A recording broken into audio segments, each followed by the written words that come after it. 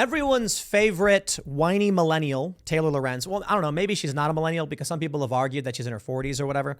But she has this viral tweet John Levine posted where she's claiming she's disabled. I think she is disabled. I don't know. I don't know what the point is. The point of this segment is not so much about Taylor Lorenz, I guess.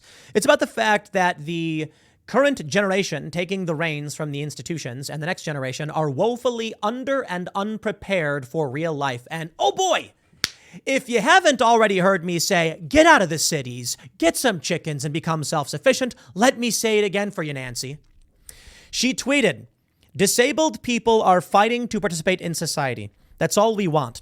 We want robust layered COVID protections that keep everyone safe and allow us to go to work, school, etc. safely. No judgment here, but you should consider why that is so offensive to you." Why? I got no problem with the wheelchair ramp, lady. That helps people. Sometimes I like walking up it because it's smooth. I don't know. But some people need it, and so I respect it. But locking things down, forcing everyone to do things that don't work makes no sense because you're scared. Now, I don't know what disability Taylor Lorenz has. She appears to be able to walk and move about freely without issue. I think she can hear and see. So I have to wonder if she's referring to a mental disability. I know. A lot of people are going to laugh and be like, it's funny. I'm not making a joke. I'm wondering if she legitimately has like a phobia or some kind of mental disability. What else is she referring to? She says she's disabled, but she has all of her arms, legs. Nothing's been amputated. She's not paralyzed. What disability does she have? I think she has a mental disability, and I think it causes her stress and anxiety, and I think she wants you to change your life to accommodate her mental disability. It's the only explanation I see. And I think the reason for this is social. I think that people have these disabilities due to social constructs, social development. They are made to develop these things. Take a look at this from the Daily Mail. What a bunch of snowflakes. Almost half of recent college graduates are not emotionally prepared for a 9-to-5, damning survey finds. Yes, you are correct. Me, I have what's called what would you refer to this? An 8 to 11. You ever hear of an 8 to 11 job? That's where I start working at 8 a.m. and I finish working at 11 p.m. That's Monday through Friday. Sometimes I have to wonder if it's really worth it, but I guess I've been prepared for it. But y'all can't handle 9 to 5. You wake up an hour later than me. You work till 5 p.m. with a half-hour lunch break. And then at the end of the day, you get to go out and do stuff. It is kind of a crazy thought that I've had. You know, when I used to, before we started Timcast IRL, I'd finish work around 3 or 4 p.m., depending on the day, usually around 3 or so. I'd record 6 segments, about an hour and 45 minutes of content. With all the research involved, I'd work from like 8 to 3, 8 to 4. But as soon as I was done, I was like, it's 4 o'clock. In the summer, I got 5 hours of daylight. We can go see a movie. I can go out to eat. I can do all of these things. And then I said, I know, let's fill that time with more work. It's crazy. The reality is, if you're willing to persevere and work hard, you'll be successful. Now, there are other limiting factors, don't get me wrong. But the current generation taking the reins, like Taylor Lorenz, working at where is she working now? Washington Post. I'm surprised they didn't fire her. And the next generation moving in can't handle the lightest, teeniest bit of work. Oh, boy. So I'll tell you what's going to happen. What's going to happen is that you and I will work very hard. And then they will come and try to take it from us. You got chickens? Yeah, well, they're going to say there's a national chicken shortage. So we're going to start confiscating eggs from people because they vote. I refer to it as national hypoxia. They say, do not attempt to help someone with their oxygen mask until you have secured your own. When you're on an airplane and the mask comes down. Why? Because if you become hypoxic, your brain stops working and you can't make decisions properly. If you put your mask on to give yourself oxygen so your brain can function, you can then save everyone else. But what happens? Imagine this. The masks drop down and the left side of the plane, masks don't work. So everybody all of a sudden is just hypoxic and delirious and speaking gibberish. And you're pleading with them, put the mask on, and they're fighting and resisting. And you're like, what is going on? And then here's the best part. In their state of delirium, they take your mask off. Join us, like zombies. This is what's going to happen. The younger generation is hypoxic, starved for oxygen, unable to do hard work, suffering from anxiety, needing mental help, feeling burnt out at least once a week, feel their offices has damaged their mental health, plan to quit. Here's what's going to happen. These people are going to go to government because they vote, and they're going to say, we should take from those who work because we deserve it. Nobody wants to die. Nobody wants to go without. But these people are also unwilling to do hard work. So yes, they will come to your home and they will take from you. It's how all of these socialist or communist revolutions take place. I interviewed this couple, the Morgans in New Zealand. They drove on their motorcycles from North Korea through South Korea. And it was this big hubbub.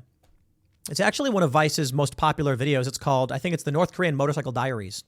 And I was the field producer on it. It's really cool. It's an honor. I think it's got like 18 million views or some other huge number, maybe less. I don't know. I can't remember. And they talked to me about what it was like in North Korea. They said that if you're a farmer, if you're a family, and your cow dies, you cannot eat it. You could be starving to death and you cannot eat it. The police have to come in, the military, whatever, it's all the same thing. Take the cow and distribute the meat evenly around the country. Now that is insane and it's inefficient. Often what happens is the police will come in and do something, to manipulate the system. Maybe the cow disappears and then people quickly eat it without saying anything. We heard the story from Yeonmi Park. We had her on the show. She mentioned how she was in North Korea and she looked across the bay and saw all the lights and thought maybe there's food there. That's why she left. That was it. The propaganda didn't matter. She was just starving to death. And she said maybe there's food there. And that's why she decided to flee. Because she was hungry. Because you're not allowed to eat food in North Korea. That's where I think all of this leads to. You will have an animal, it will die, and these people will come to you and say, no, it's ours. Even though they didn't do the work. I talk about that joke where you'll get chickens, and then one day you'll hear a noise, you'll run outside of your yard with your, let's say you got a Winchester repeater chambered in .357 Magnum. One of my favorite weapons, by the way. And then you think some coyote or something's broken into your chicken coop and going after your chickens. And then all of a sudden you see a dude in a flannel shirt with suspenders and a handlebar mustache crying as he grapples one of your chickens. And he runs out and he sees you and he's like, I'm just so hungry. And you're like, drop my chicken. And then the guy lunges at you and then, oh boy, where do we go from there? Or he flees and tries to steal your chicken. Here's another scenario. You hear rustling. You go outside with your .357 Magnum Winchester repeater, and what do you see? 30 armed hipsters in flannel shirts with suspenders and handlebar mustaches, and they say, how dare you hoard this food from us? And you say, I raised the chickens. I did the work. And they say, too bad. The funny thing is, communists are no better than the barbarians and the Vikings who raped and pillaged. They don't do the work, but they certainly feel entitled to ransack your home and take from you. And then they enshrine law around it. That's where I see this going. Now, fortunately, we here in the United States are allowed to keep and bear arms. So, of course, as I mentioned, one of my favorite weapons that I have is a Winchester repeater chambered in .357 Magnum. It's great. It's probably not the best weapon in the world. I mean, my AR-15 standard mil-spec 5.56, probably the SIG M, what is it? The SIG M 100, 400? I can't remember. M100, whatever it is that Crowder got me. I haven't used it in a bit, but man, that thing is truly amazing. It's got a muzzle brake. I'm pretty sure the recoil is so minimal. Yeah, those are great weapons.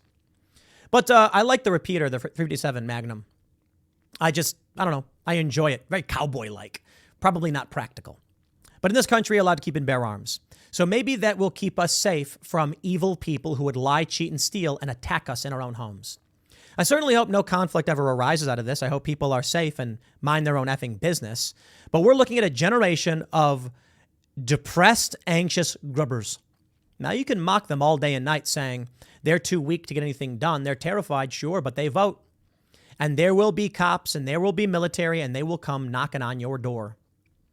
So I certainly hope y'all are paying attention to what this trend is with the generational shifts. With young people who are like, I'm disabled and so I need special treatment. And it's like, lady, you just have, okay, fine, you are disabled. How do we prepare for this? I don't know. Get out of the cities. Don't expect cities to survive much longer. That's probably the best thing I can tell you. Because sooner or later, it's all going to hit the fan. Because the trend is very obvious, if you haven't noticed. Young people are getting weaker by the minute. I'll leave it there. Next segment's coming up tonight at 8 p.m. over at youtube.com/TimcastIRL. Come hang out live. Thanks for hanging out, and we'll see you all then.